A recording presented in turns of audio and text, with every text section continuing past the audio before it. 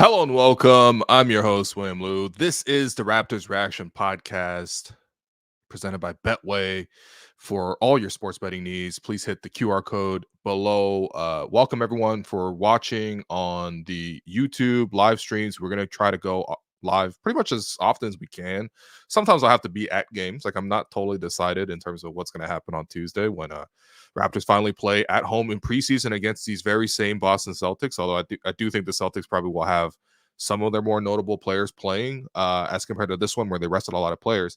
But yeah, we are gonna go live, and the best way to follow the show, especially if you want to hear it live after games, is to follow us on YouTube.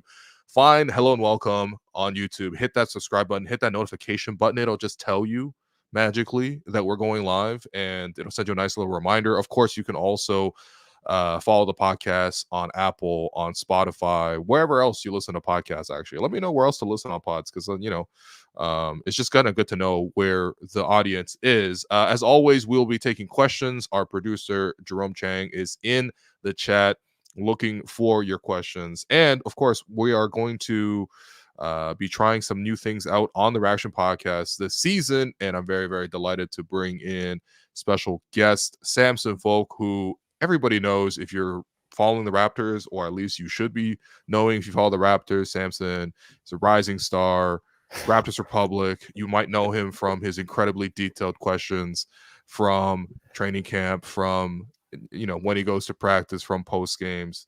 What's going on, Samson? How you doing, man? Doing good. Worse after that game, to be quite honest with you. And also the questions thing.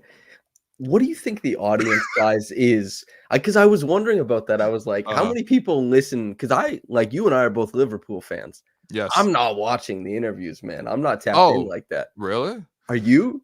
I watch the post game interviews with the coaches, but I admit I'll watch only after they win. Like I'm not trying to watch after a loss and like hear Arne Schlott break down where the pressing triggers were done wrong. I'm like, whatever, man.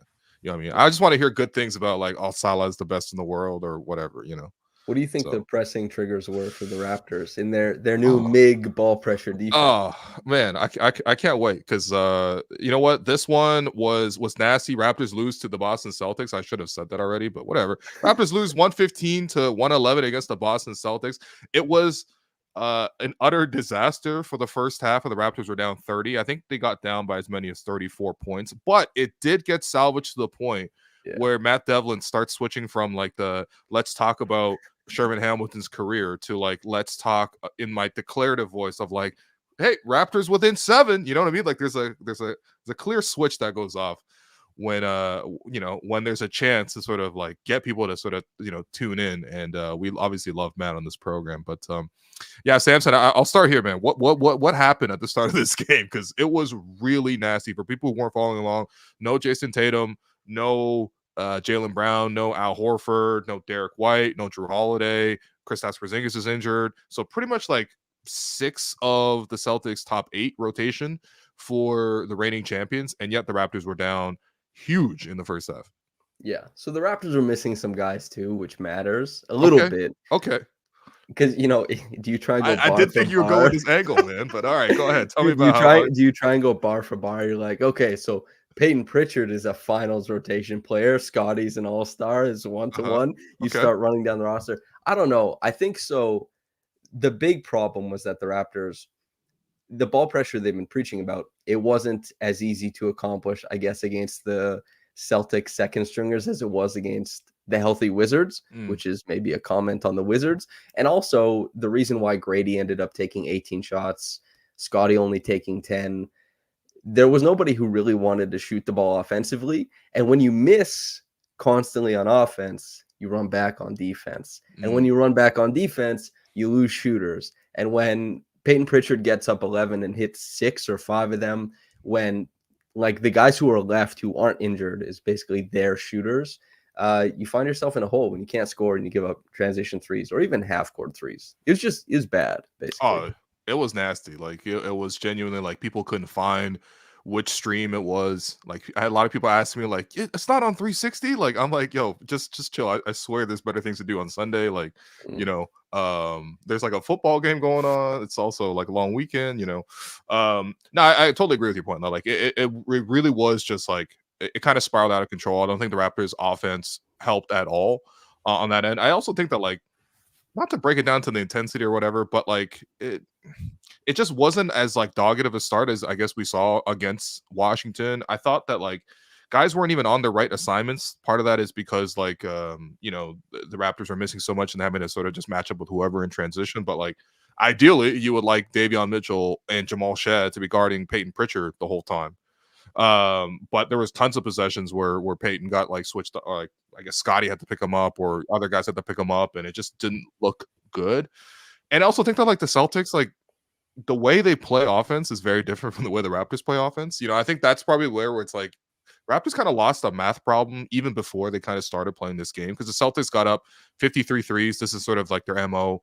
And even without so many of their stars, they were still able to keep this consistent ethos over the rest of the roster. And I just felt like for the Raptors, like, we basically had one shooter in the starting lineup in Grady, who didn't get a lot of open looks, and he was missing them to start the game.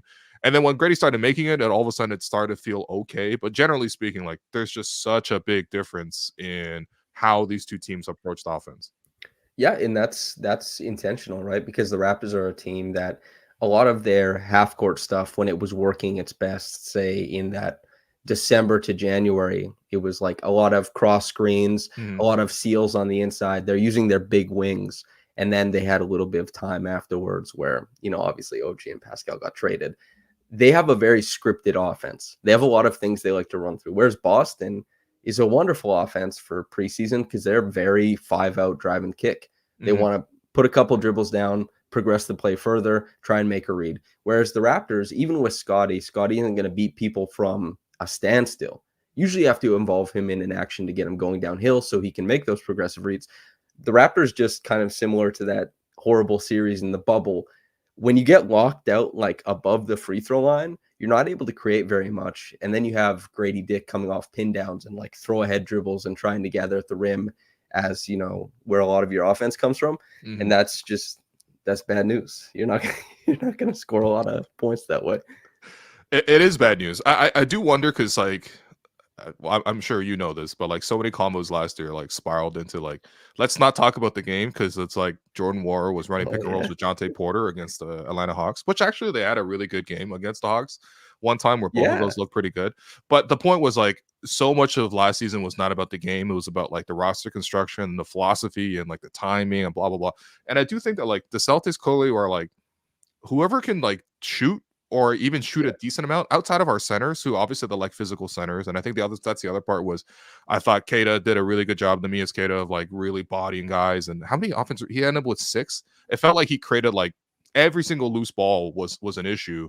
Plus the Celtics shooting a lot of long threes or just tapping it out, 18 offensive rebounds, and that leads to even more threes. But like, generally speaking, it feels like the Celtics, like, we're going to get shooters, and the shooters that we have, we're going to empower them. We're going to let them shoot above the break. We're going to let them shoot deep ones, quick ones.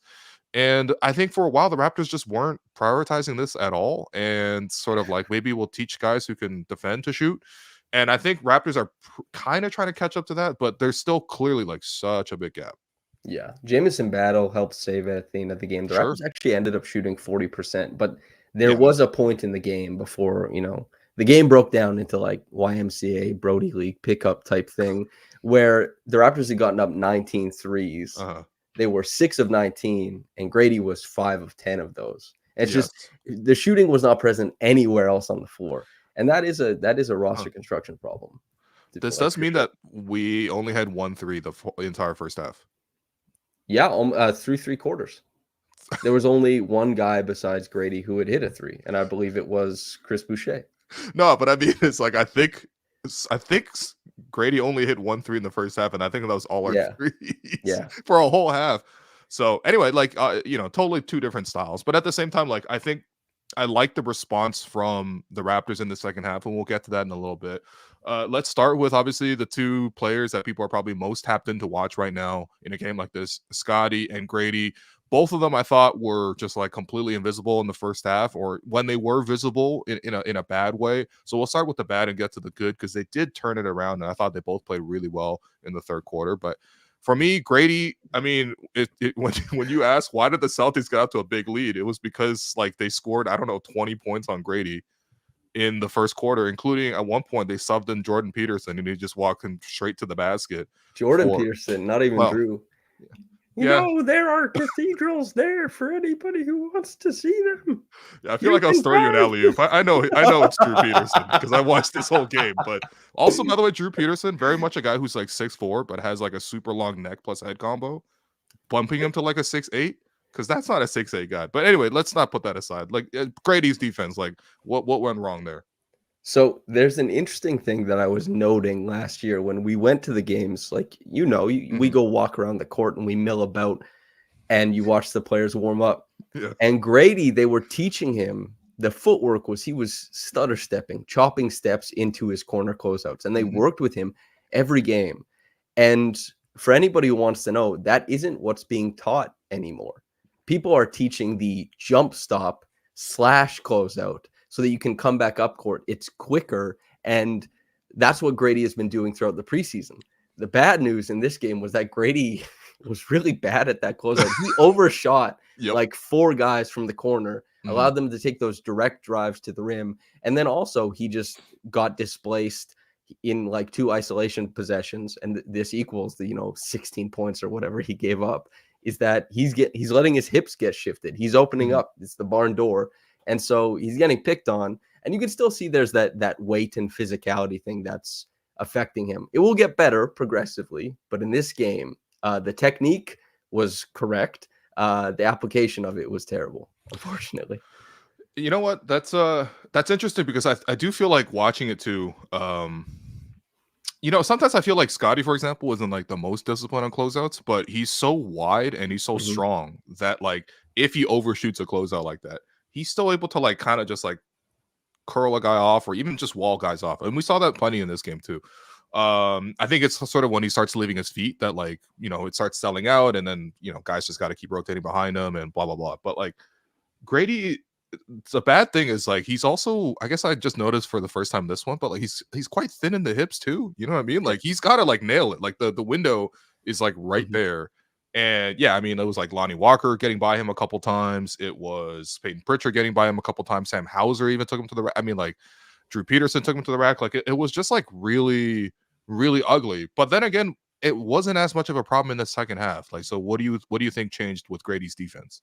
The help side stuff was more engaged. Like when he tapped away that lob, he lost his man. He gave up the blow by, but he was able to peel off of his own man, go and recover to the lob and tap it away. And that's just the front man being more connected to the back man. And that wasn't like as bad as Grady was giving up blow bys. And again, the Raptors want to focus on Mig, most important guy, being the ball pressure man. Grady is we got an award for that later. Don't worry. Yes.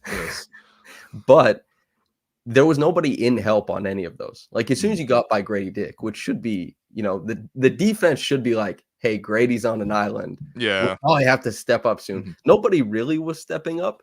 And so that was a problem. But I think it wasn't so much that Grady improved. It was that the back end of the defense was more engaged. But you're definitely onto something talking about Grady, like the hips getting opened up by guys, losing the physicality in the body to body stuff. It's tough for him right now. Yeah, for sure.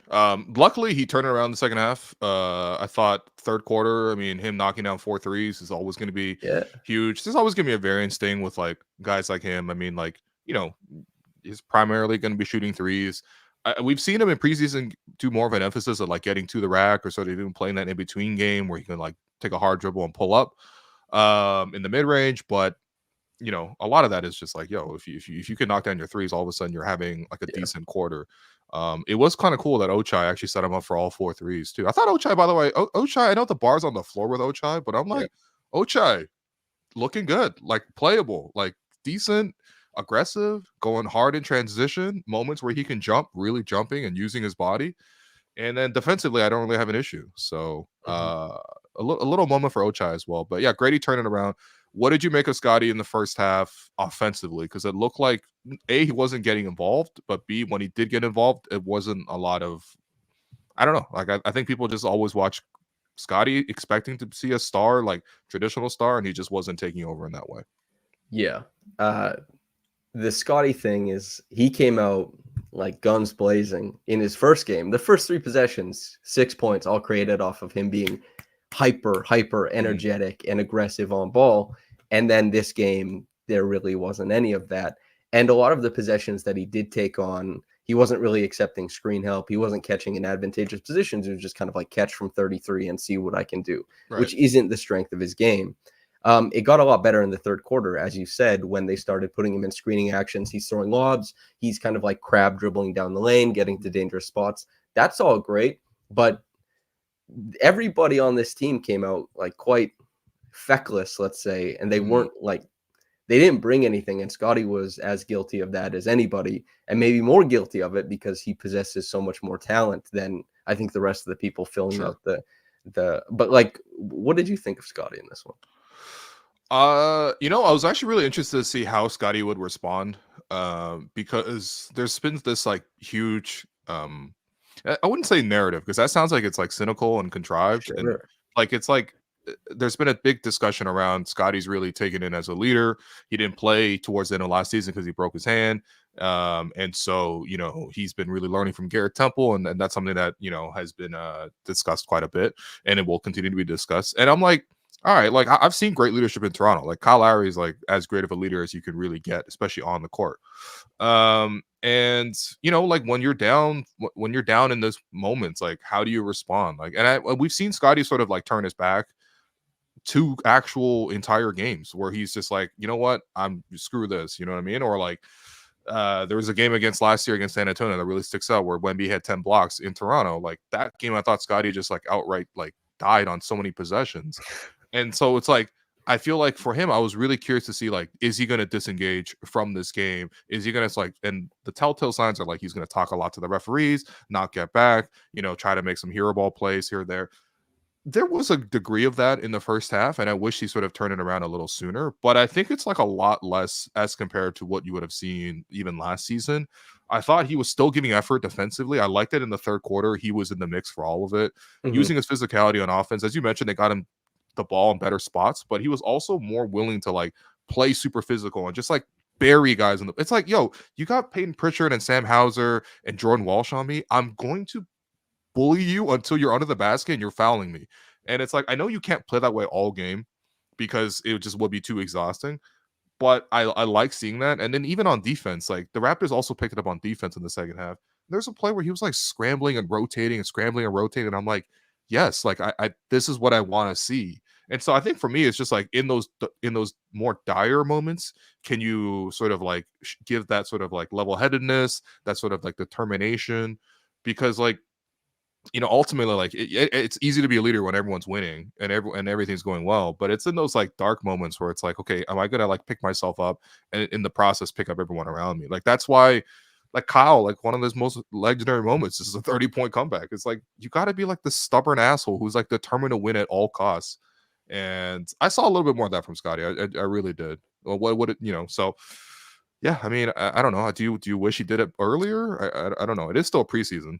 That's that last part. It is still preseason for sure. And, like you were referencing like dark things, like drag us out, like on the third day, the sun comes gleaming down, but ride out with me, all that kind of stuff.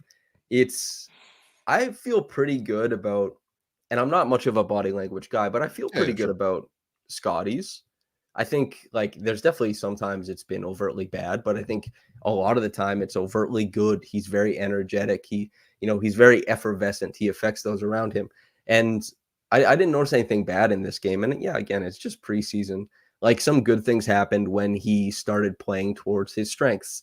Bad things happened when he played, towards his weaknesses. And we saw that that was kind of like emblematic of everybody on the Raptors except Jakob Poeltl, who can only ever play towards his strengths. And so no matter what Jakob Poeltl does, the box score will be fine for him, but he doesn't impact winning unless he's on a good team. Like he'll put you over the top. So, I mean, it is preseason. It's hard to get super down. Like the Trailblazers just absolutely whapped the Sacramento Kings, who are ostensibly a better team. But if you dig down on stuff and look for the little things, I think, yeah, sure. Improved body language and demeanor for Scotland Barnes. I thought so. I actually really liked it because there weren't moments of disengagement.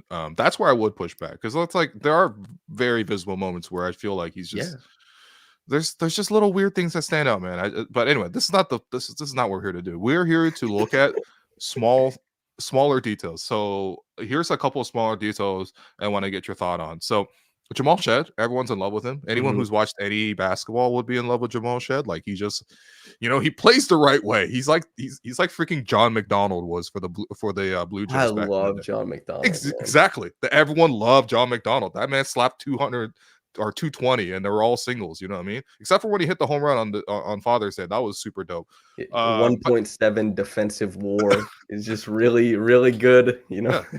That's Jamal Shead. That's Jamal Shead. The only thing is, like, okay, so now we get it. Like, he's really good on defense. I thought, in terms of guys who showed leadership, this guy was still getting after like a maniac in the first half when like things were getting so ragged that even Jakob started throwing away bad passes in transition. I was like, what the hell are you doing, Jakob? I've never seen you do this.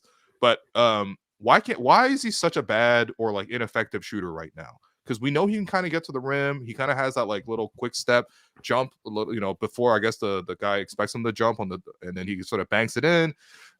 He finally did hit a three before he got taken out in the fourth quarter. But generally speaking, I think he's like 1 for like probably, I don't know, 15 from three right now.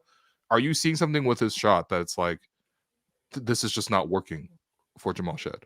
Yeah, I'm not much of a shot doctor, but I talked to a lot of scouts who have talked about this, and it's called the posterior chain, staying in line, easy transfer. There's also the Galvis collapse, which is when your knees bow together. Brother. There's a lot of like very technical stuff you can get into. Just call that the Norm Powell, basically. Exactly. Except he was bow-legged, so it was like the other way, He's like the permanent cowboy thing, like coming in with. Anyway, that's where his hops came from. His legs were literal springs. Exactly. Jamal has a pretty busted jump shot, and it has a bit of a hitch in it, and I probably don't have to get any more specific than that. And his time at Houston doesn't really belay the info or the confidence that you think it's going to happen at the next level. We haven't seen anything now to suggest that, but he's giving them hell everywhere else. It's John McDonald, and John McDonald was like 28 when he was doing this. He's got some time to work on it. And as you said, like the throw ahead or escape dribble out of the lane into the bank, that's really great. It's good craft in the half court. He works hard. His lock and trail defense is really impressive. He's not as like tough or sticky at the point of attack with ball pressure as, say, Davion Mitchell, but he's so good at trailing the play and breaking up stuff. He's so good on digs. You can see similar plays from Kyle Lowry and Fred VanVleet in the past. So there's lots of impressive stuff going on, but as a small guard, you got to shoot it. So you cross your fingers that comes around. John McDonald becomes Escobar for a year, whatever the hell. Oh, these are some deep cuts, man. Who's the best shortstop from that era? Who was the best shortstop from that era for the Blue Jays? Yeah. Actually, I feel like it was Escobar. Actually, was actually not bad shout because he had some power in the bat. Yeah. Damn. Bad. Yeah, I tapped out at Blue Jays probably like 2018, but there's some good years, man, in terms of just like hoping and then them not going to the playoffs because the AL East is so stacked. Anyway, with Jamal, I mean, like, honestly, like I'm already so in love with Jamal that it's like, if you give me like one magic thing to like sprinkle on any of the Raptors players and give them a gift, I would just give Jamal the gift of like being a 40% catch and shoot 3-point shooter. He's the dad player, dude. He's got so many other things. Like he's got so many other things. And I think for him, I think the only thing too is just like I get worried because the more that he can't shoot the three, the more I think he's going to take risks with his body. And I think he already plays so hard and he runs into so many screens that he's probably naturally going to pick up bumps. But it's also like if he's also going to have to like slash all the time and jump in the air and get clipped, he got clipped once today.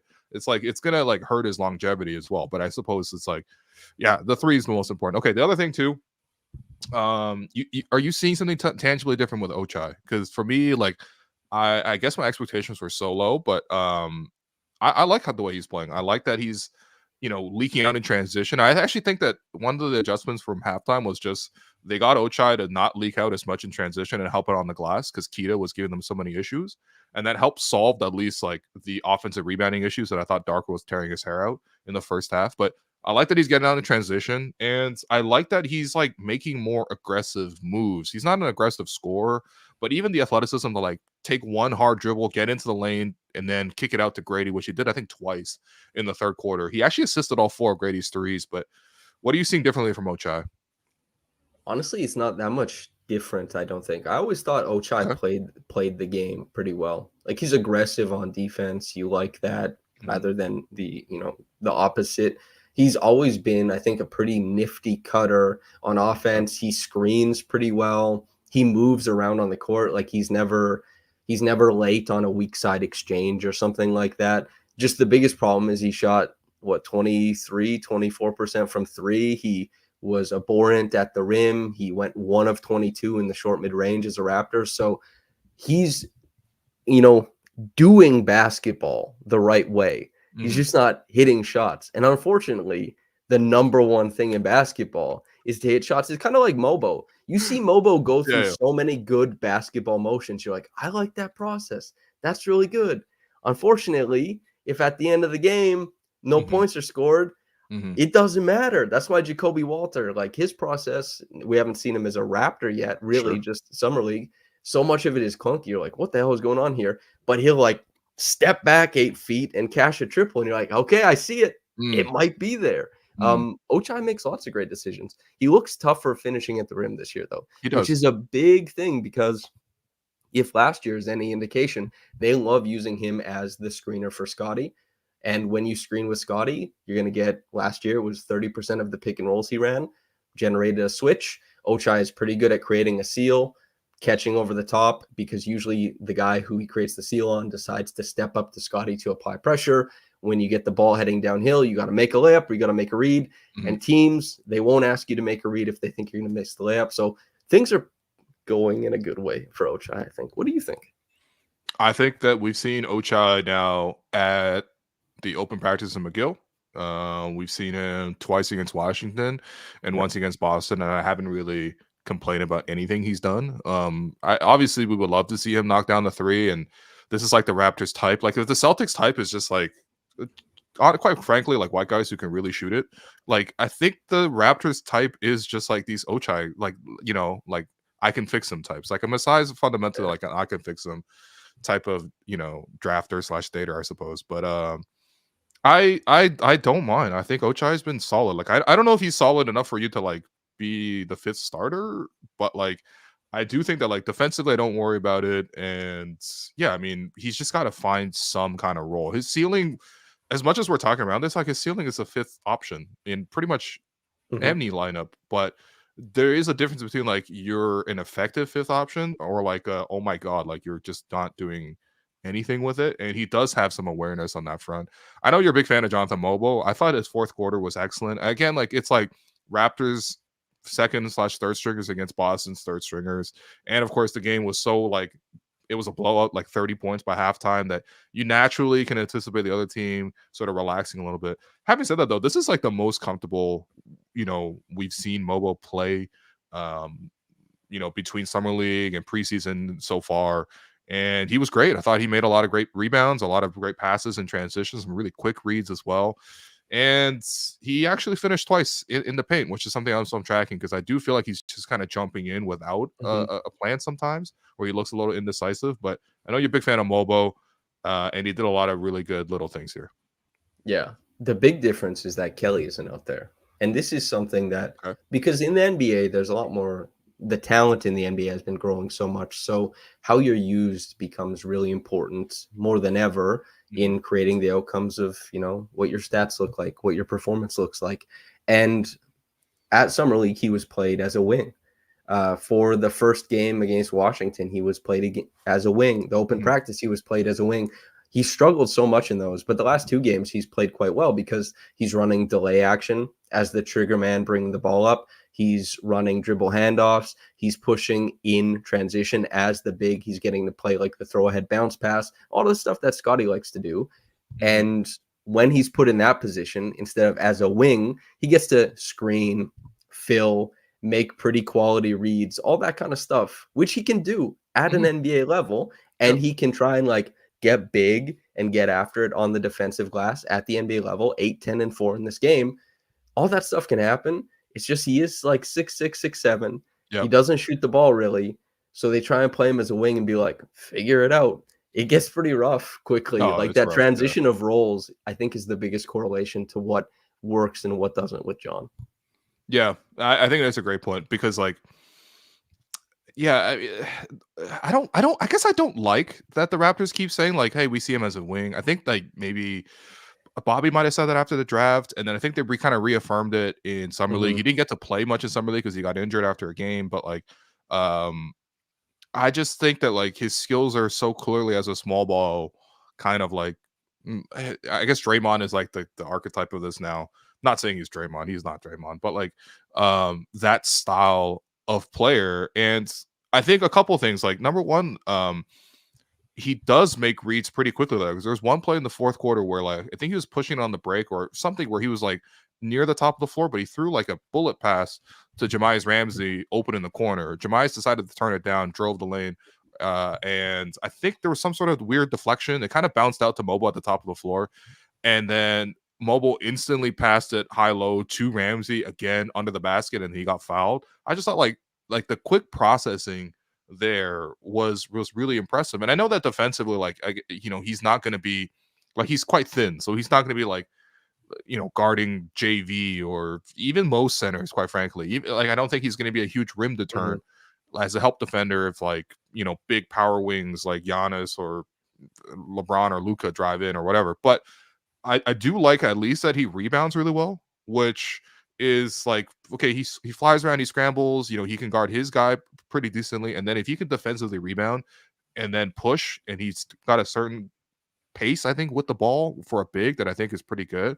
Like, there's like the last game against Washington, he had a low crossover on a drive, and I was like, whoa, you got pretty low for a big. So there's like enough funky things there that, like, I know people compared him to Precious, for example. I think he even made a joke that it was like having dinner with Scottie once, and people were like, yo, is that Precious? And he's like, no, I'm not. I'm someone else who plays basketball. But I don't think he's like Precious at all. Like, I'm sorry, but Precious did not have like the basketball brain that Mogbo has. You know what's awesome is that Precious was a guard in a big man's body, and Mogbo is a big in a wing's body. Like, they're both misaligned physically from what they want to do, because Precious's body language is that of Paul George. Prime, like, he's so athletic and smooth, and Mogbo is that of like, the Draymond Green comps do get made, and that's obviously very lofty expectations. But Mogbo is like, if you were 6'10", it'd just be perfect for him. Yeah, but I think that, like, the size thing, okay, so a couple things. Like, I love for him to, like, develop and continue working on his three. Right now, it's like very much like, I mean, we saw those two like crazy air balls that we saw in McGill. Luckily, it wasn't broadcast, so we're just not going to show those. But they have the tape though. The organization has it somewhere. This is how funny the open practice was. So wait, like, you have the tape. You did. I also do have like the entire second half on tape. For people, if you want to DM me for a very large file, I'll press to Rome to release those tapes, but we probably will not do that. But the thing is, the funny thing is, so I had like basically like a body cam that I just like set on it, like one of those dashboard cameras that people put in the cars. I like set that on this table that we're sitting on. And it's not all that different from the setup the Raptors had, because it was literally just a guy with an iPad on a tripod, like right behind us, filming the whole court.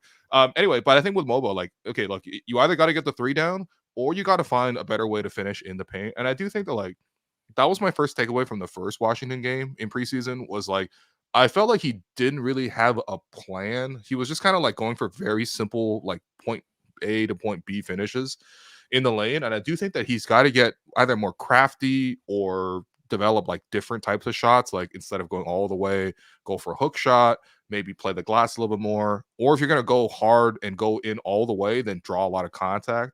but it just felt like he was going too simple. And I think that like today, at least, even in the game, I thought he did a better job of finishing. But I mean, yeah, he's got to be able to find some way to score. Is my point. Yeah, he's not really used to, I think, the NBA speed, and he's also not used to being played straight up.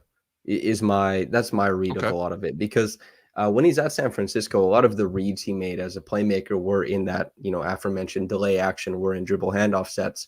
But the big differentiator is when he would kind of freestyle at the collegiate level, he would get a lot of digs, and he loved to spray out to shooters. Now, other teams do not care that Jonathan Mogbo is driving. So when the digs aren't coming, but he's picking up his dribble early, he's kind of like, oh, damn, the ball has to go somewhere, right? Yeah. And just having a plan, being a little bit more proactive instead of reactive. Because as you said, the basketball brain, the processing speed, it's really good. Very similar to Scottie in that way, that like he'll find the most optimal play on the floor and he'll get the ball there quickly, and he'll risk a very difficult pass to do it. He'll try and fit it through a pinhole, but being more proactive when they're not broken plays, I think goes a long way for him. But he is a statistical darling at the collegiate level. Oh yeah, like he dunked everything. He shot like 63% from the floor. He boarded well. He was a great playmaker. It's just translating all that kind of stuff. And as a wing, I mean, who the hell knows? But we'll see. Okay. One last sickle question I'm going to throw at you before we get like actual sickle questions from the fans, which you can still drop. Jerome is looking for them in the chat, so go ahead and ask a question and we will answer it. But who are you actually going to keep for the 15th man? Because like low-key, I kind of like a couple of these guys. Like I like that Carton has, it looks like more offensive juice than like Davion or Jamal, at least when it comes to his scoring. Maybe his playmaking's not as good as those guys, but like whatever. Like those guys are obviously like, average, below average offensive creators at the point guard position right now. I like Jamison Battle coming in and just banging threes. Like he could have easily been on the Celtics roster tonight with the way he plays. Bruno, I think probably, I mean, certainly got the most NBA experience, and the Raptors are short on bigs.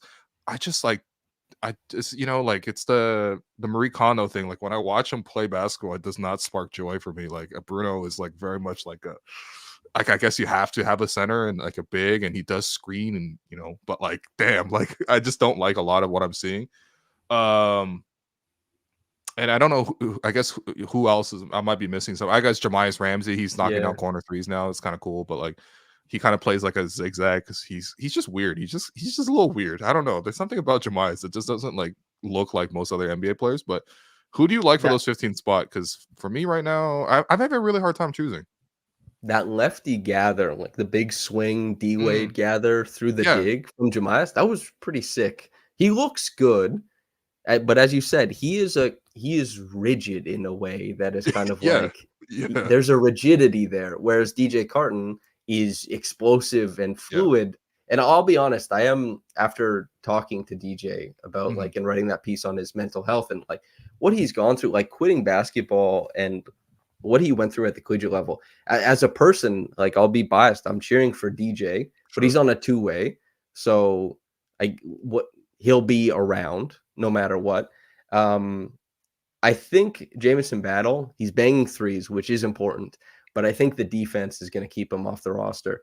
I do think it ends up being probably Jamias or Bruno, just because of how it shakes out. And I feel the exact same way as you do on Bruno. Yeah.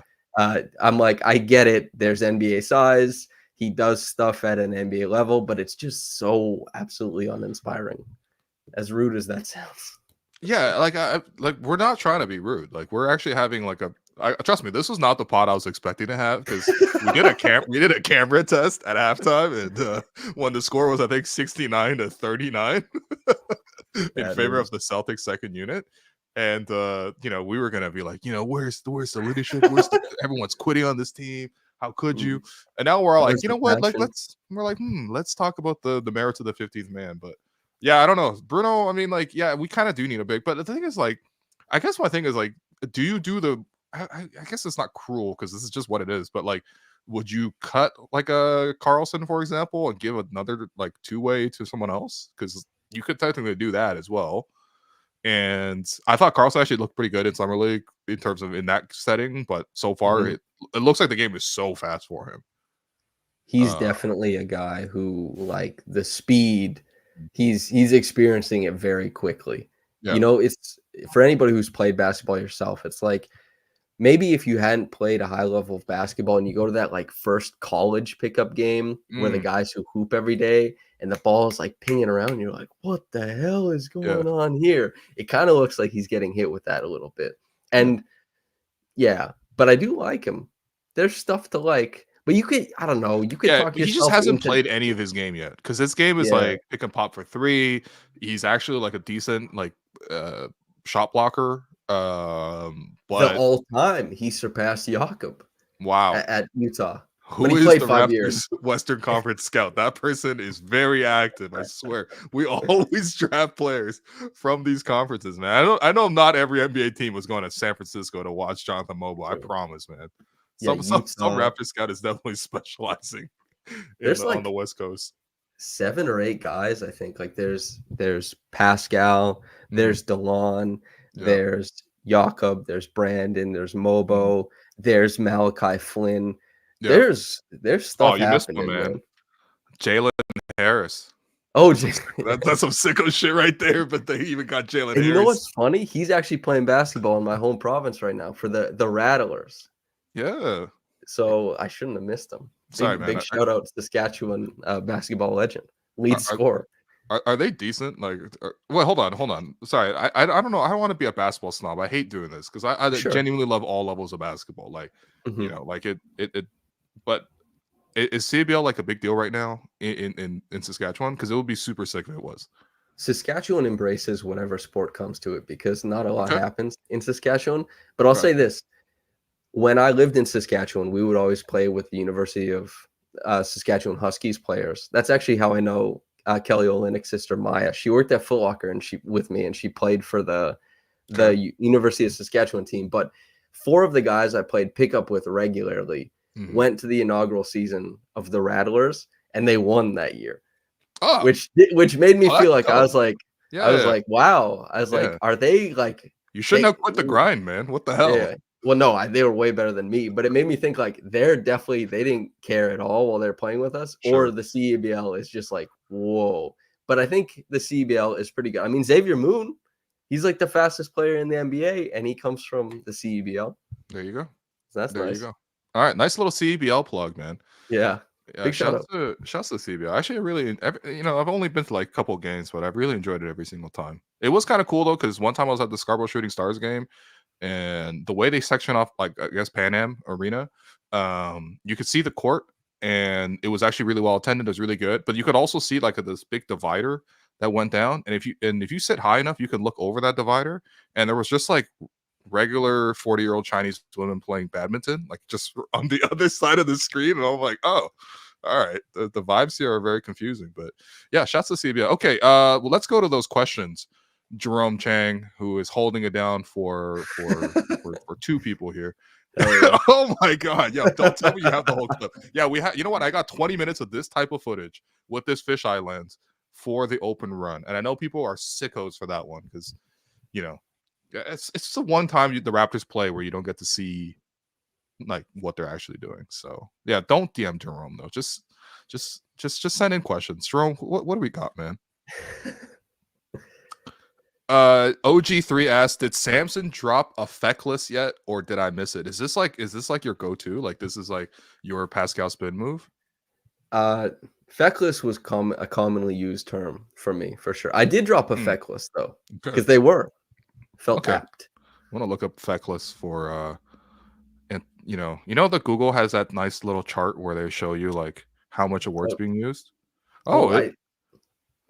Yeah, so if you just search any word, like I'm searching feckless right now, mentions of the word feckless has really gone up since 1960, and it's been a pretty consistent rise, but it's kind of tailed off in the 2010s. I was really hoping you were going to say since like last year when I started using it, but I was maybe a bit narcissistic with my my ability to influence the term feckless.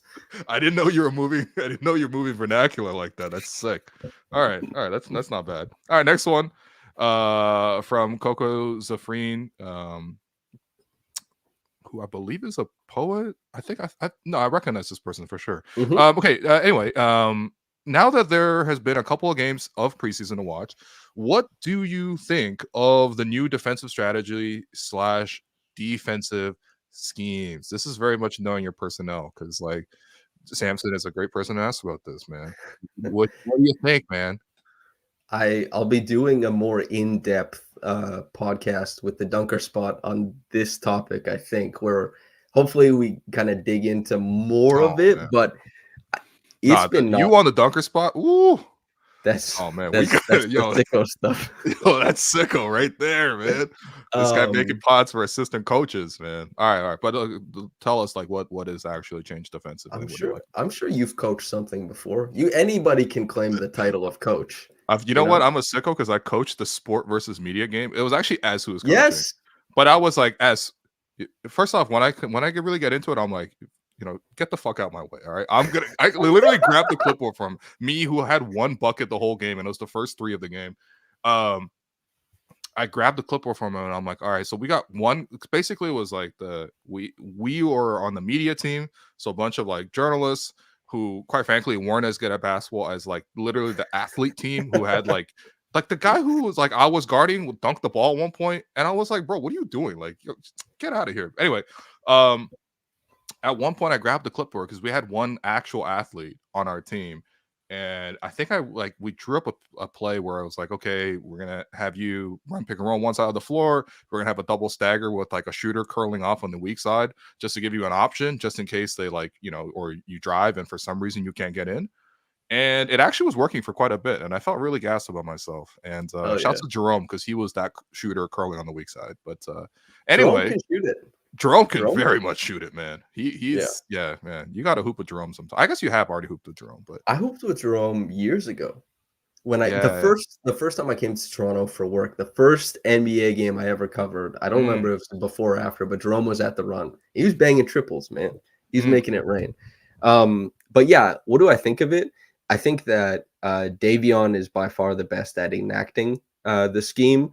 I think that it looked very good when he was playing against the Wizards. And, like Yeah. Jordan Poole isn't bad at creating on offense. Jordan No. Poole, the worst aspect of his game is definitely what he's doing defensively. So, I mean, the props worst to aspect of Davion. this game is shamelessness, but we can just move on. Yeah, basically.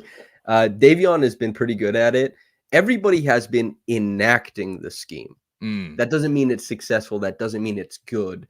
But they are, like, when we saw Scottie up there with Peyton Pritchard and he gets a blow by, it's like he competed for 2 crossovers, but that's the problem with the small guys, is they're probably going to get that step on the 3rd one, and he Yeah. did. He got a layup.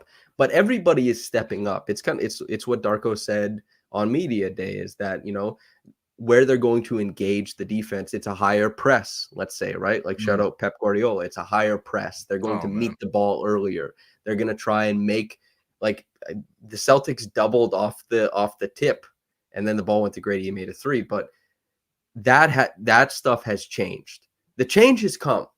The improvement hasn't, which is unfortunate, but them's the breaks. They're missing a lot of their guys too. Yeah. This is good. I mean, on one hand, like I like it.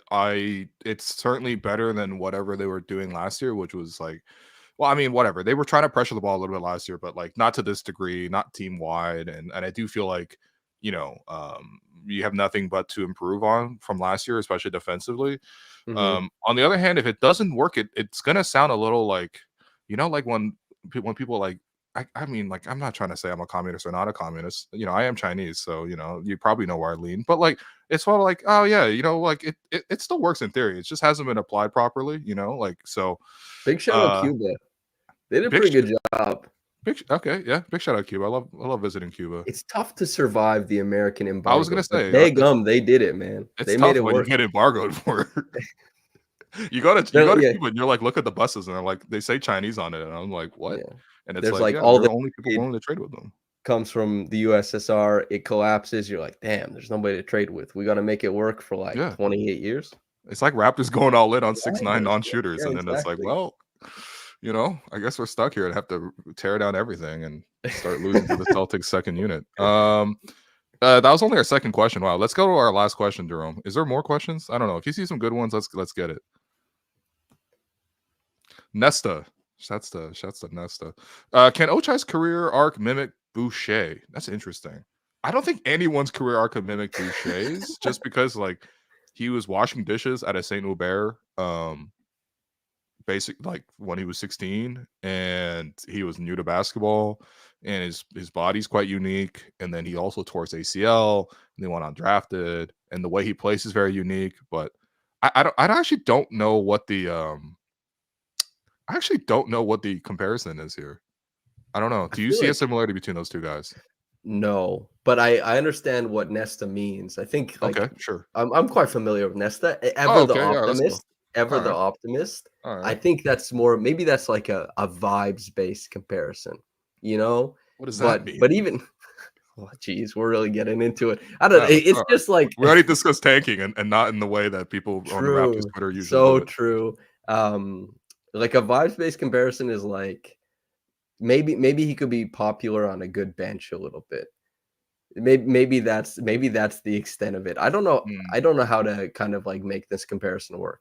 I don't really agree with it, unfortunately. But Ochai, maybe the best case scenario for him right now is like Aaron Nesmith or something like that. I think I'll be fucking delighted. Yeah, that's like 96th percentile outcome, I think. Okay, all right. Yeah, I'm hyped. Yeah.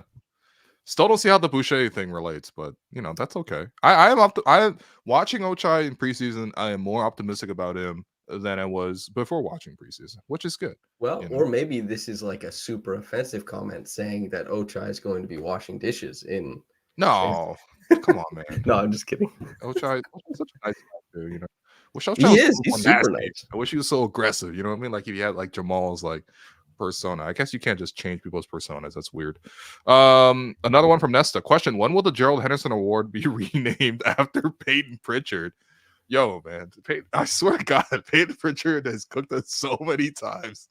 It knows me. Okay, can we be objective? How good is Peyton Pritchard, aka Peyton Richard? Shouts to Sherman Hamilton. He's one of the best bench guards in the NBA.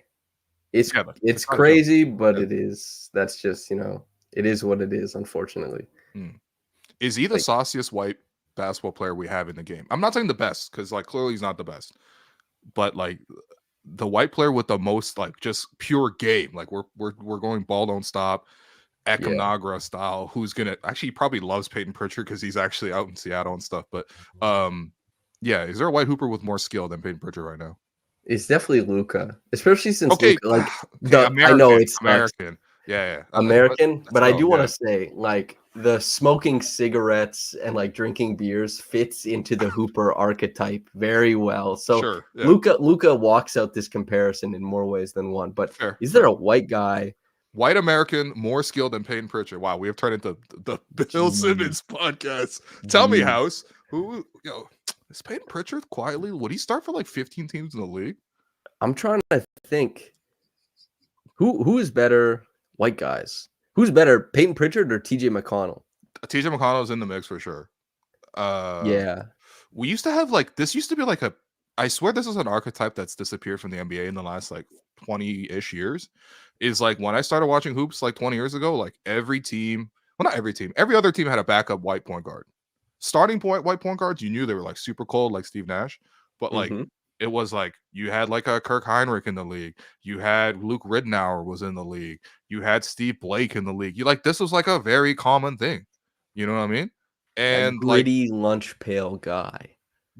Most times they even had some skill. Like it wasn't like they were playing just because they were like white Patrick Beverleys. Like I don't think that even archetype even ever existed. But that disappeared for a while. Now it's kind of coming back. Like TJ's doing it. Peyton's doing it.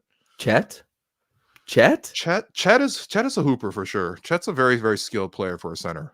That's a good call. It's like position adjusted. Yeah. What's up? Who's Reed Shepherd? Oh, Reed Shepherd. I see this in the chat. I like Reed Shepherd a lot. You know what? Reed Shepherd's number one right now.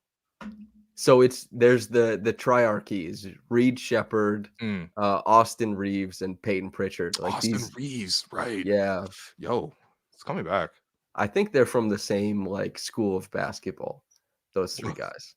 Like, you mean like actually they went to the same No, school? we're back to the vibe Oh, space that I won't be okay, able to explain properly. Oh, okay. Tyler Hero as well. Tyler Hero, yeah, that's what I'm saying. Like, it's making a But comeback. Like, it's but really, yo, Hero and Chet are in another one because they're the one who's always like they dabble in AAVE as often as they oh yeah, yeah. they all No, no, no, possibly can, for you sure. know? Yeah, yeah. They're like a separate group, yeah. They are a separate group. Paige Beckers is in that one too. Shouts to Paige. Paige might be number one actually. You might throw Paige in this whole mix because there's That's like the funny. Paige Beckers approach and then like Caitlin Clark approach. Like totally, Mhm, very entirely different. And I yeah. do feel like Peyton Pritchard does fall into more the Caitlin and TJ McConnell. I know this is what are we doing on this pod, man? Okay, let's hand out 3 stars and we'll go from there. Samson, you're the guest. I'm gonna let you hand out the first 2 stars. I'll hand out the third one, which is more Wow. tricky. Okay, let me so strictly Raptors guys, Yep. first 3 stars. I'm gonna give the first star to man, I get this is tough in this game, man. Hey. Let's say Jonathan Mogbo. Yeah. That's Okay. my first star. I was gonna pick Mobo too. Yeah. Nice. Okay. So Like it. Jonathan Mogbo is my first star. My Yeah. second star, honestly, will be Grady Dick because and Oh no, no, I'll explain Samson, it in a don't do stupid this, little man. stat way. Bro, why did I trust you to do this if you're gonna go? No, man, he gave up like the first. He gave up like 20 points in the first quarter. We can't do this. I'm 18 overruling points already. on 18 shots, right? Okay. And he had one used free throw attempt, almost a point per possession on offense. When they were scoring like 39 points in a half, I feel Mhm. like he ate up. He can be the third star, let's say. You can choose the second one. Whoever you want. Oh, you know what? Look, I hear your point because it's not like there was like other people banging on the door of like how good they were. Like I think Jakob was probably like You it was probably Jakob. Let's be you don't want honest. to pick Jakob though, because it's just like Yeah, Jakob played well in a preseason game. Like it's not yeah, a surprise. You know what? Fine. If you're gonna, I'll give it to Jamal Shead again. Like I don't know, man. I'm starting to really love Jamal Shead like an unhealthy he's amount. great. Love this That dude. He's really well spoken too, man. He was a really good interview. Like I think the goal for everyone who's covering the Raptors this year should be to interview Jamal Shead. if Let's try to not only ask him about Fred though. I gotta say, like, can't be that can't I just be can't like, hey, what is Jamal? What does Fred mean to you? I can't remember who tweeted it, but they said that Fred is the Kobe Bryant for point guards under 6 feet. Like he is Yeah, the yeah, reference point for every single yeah. small guard. Dude, he made it into like not just NBA lexicon, but probably general sports lexicon with bet on yourself. Like it's actually like Yeah. I'm sure other people have said it, but the way he did it and embodied it on the stage, it actually became like a thing that people just resonate so strongly with. But there was one thing that was actually cool last year was me and Blake were on the Raptor show, and we were who was it we were interviewing? Oh, Marquise Noel. We were interviewing Marquise Noel. Actually, it was Blake because I'm not gonna lie. I told Blake like, dog, you got this, man. Like Blake was like, You are you weren't sure, man? watching Kansas like that or Kansas State? Blake was like, "Are you sure, man? Come on, it's your show." And I'm like, "Oh no, man, you got this, bro. I trust you 100% to interview Marquise Noel." And I think Marquise revealed that there was like a little secret group chat that him, Fred, and Jose Alvarado were in, and all they were doing was like sharing little tips on how to thrive while being a short king. And I was just like, "Yo, this is sick, man! A little short king support group in the NBA is very funny." But we have our own short king once again. We only went 1 year without a short king, and we have it once again with Mobo. Yeah, this is a great tweet. Honestly, shouts to Josh for tweeting this. Yeah, I guess those are your 3 stars. I'm gonna I'll accept Grady as a 3rd star. I thought he played well, although Ochai. It's hard to give it to Ochai. Well, it's your show. You can veto if you so No, choose. no, no, You're no, no. Just powerful here. dog. No, come on, man. We're gonna give you this power. The Gerald Henderson Award winner for who torched the Raptors. I'm giving that to Drew Peterson. Drew, not Jordan Peterson. This man, 23 points on 23 minutes off the bench. Actually, who was it to tip me off? David Thorpe. Sometimes I call him and like we'll just chat and stuff like that. Great dude, and he just goes on like very long, like thoughts. Like it's just like stream of consciousness kind of thing. And then he was just like, yo, the Celtics got this guy, man, 6'9", like he could be in like a lot of rotations right now, man. Drew Peterson, watch out for him. And I'm like, what are you talking about right now, coach? And then I'm like, oh yeah, he actually this guy could hoop, man. He could shoot. He's got good basketball IQ, and he also has like a super long neck plus head combo that like definitely bumps up his height a little bit. But yeah, he killed the Raps. We are also handing out the most important guy award, which is in honor of Darko Rakovic. So yeah, I mean the MIG. Who was the most important, basically like defensive player of the game type of thing? Do you got a MIG for us, Samson? The most consequential was Grady in the inverse. He was he was the worst. Sorry, Grady. But I guess it would have to be either Jamal or Jakob, and I'll let you choose. I've slotted those. Is it Raptors only, or can we choose like Jordan Walsh or something like that? I haven't decided. It's such a fresh award. But who's it's a vibe thing, because the first two awards we gave out, well, the first one was me because I did a react pod from the McGill game, and I handed it to myself for being important because I did a react pod off a game that it was pure imagination for everyone involved. Like no one was. They were just like, "Ooh, Ochai rolled for a layup, say less," and I'm like, "You weren't even there, you didn't see it," but. So yeah, that's whoever yo, Jerome, buddy, as if you don't have enough work to do already. But yeah, anyone that stands out to you is important from this game, man. Yeah, for any reason, Okay, let's go Ochai. He hasn't been awarded anything yet. Like he's always been the most handsome guy in the league, but he can have a merit-based award. Yeah, all right. MIG. I feel like being handsome is a merit at this point, man. No, a lot of work goes into being handsome these days. Come on, man. You think? Yeah, I feel like are you mewing? Are you looks maxing? Are you putting the work in? I'm certainly not looks maxing, but I know a lot of people who are, and I feel like Ochai absolutely is looks maxing, man. Come on. When they got him, I made the joke that he was like a mewer because his jaw is crazy, but it looks pretty effortless to me. He's just hanging out. He looks pretty effortless. The thing is, he's well groomed. Like, you know, he's. I guess I haven't seen enough of his fashion to say he's well dressed, but if I just had to imagine, he's probably well dressed. Like he's not like a fashionista. He wears the team gear a lot. I think he wears team gear. Okay, that's actually what the kids will call minus aura points. That's actually, by the way, so shouts to Raptors moments, but he posted like 4 screen grabs of Drew Peterson walking into the arena, and every single time he's just got a white t-shirt and like jeans and like Levi's, like fucking 550 or whatever the fuck they're calling those 501s. He got those 501 straight cuts. I'm like, is it Tim McGraw? I got a barbecue stain on my white t-shirt. I don't want to make assumptions about the culture, but he I would say he would not look out of place in most campuses across Canada and the United States. So yeah. Anyway, Samson, this is great. Go read your DJ Carton feature up on Raptors Republic, where you will find all your work. But yeah, you'll be joining us on the React Pod.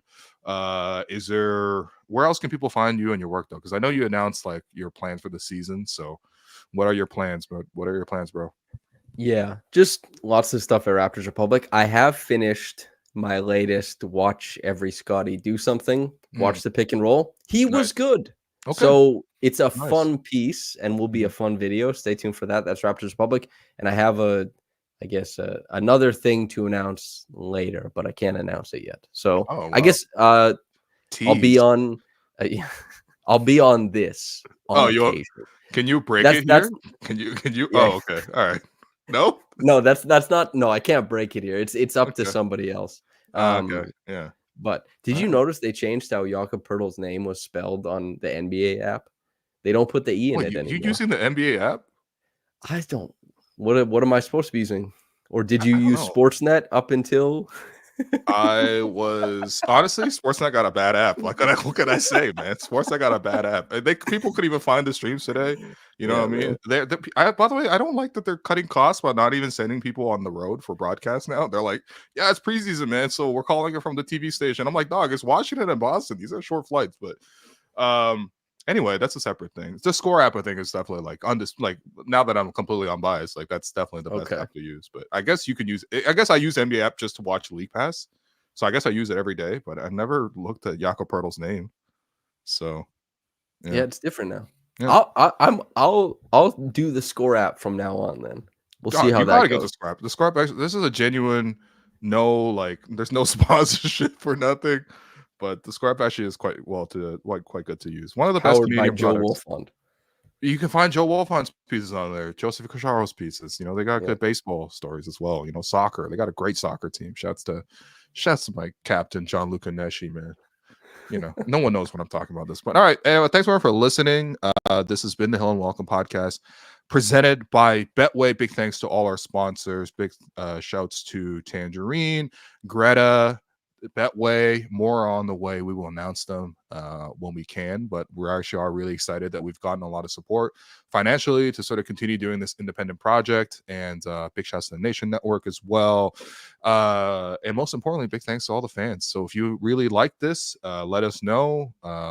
And you can do that by leaving reviews in the I guess Apple is probably the best platform to do it in. You know, like I know I beg every time, but it's very important to me that people leave nice comments on all my work. And you know, I'm not ashamed to say it. And more importantly, just continue to listen and follow along for this Raptors season. So thanks to Samson. Thanks everyone for watching.